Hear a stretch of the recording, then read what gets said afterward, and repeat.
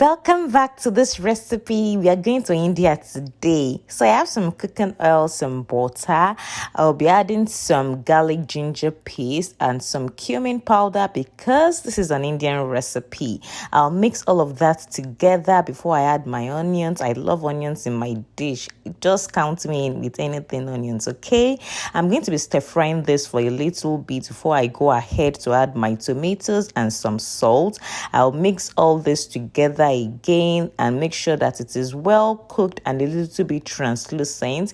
I'll be adding some garlic because what is this dish without garlic? I love garlic.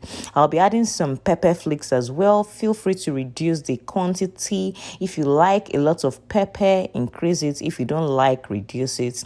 Then some shredded cabbage. This recipe calls for shredded cabbage, okay? If you don't like cabbage, you can reduce it. Then I'm adding some green capsicum, some green peas, and I'll be adding some seasoning as well to make sure that the flavors start building on from this point. It's very important to make sure that we have some flavorful taste at this point because it might be difficult building it later on. Now I've added some potatoes and some rice, guys. If you know any Indian dish or you're familiar with Indian dishes, you will know that with the pulao dishes that they add potatoes and rice, and it blends in well together. That's it. A very simple dish. At this point, everything is all done. Just make sure you toss it gently back and forth so that your meal does not become so mushy or it does not become gummy and all that.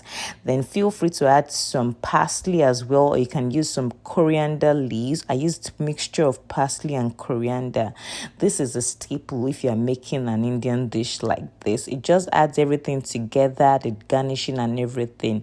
I would advise you to have like cooked rice already. It makes it easier. In my case, I use like rice that I cooked a little bit earlier, but it's okay if you have like rice sitting in your fridge or something and you just want to make like a different dish.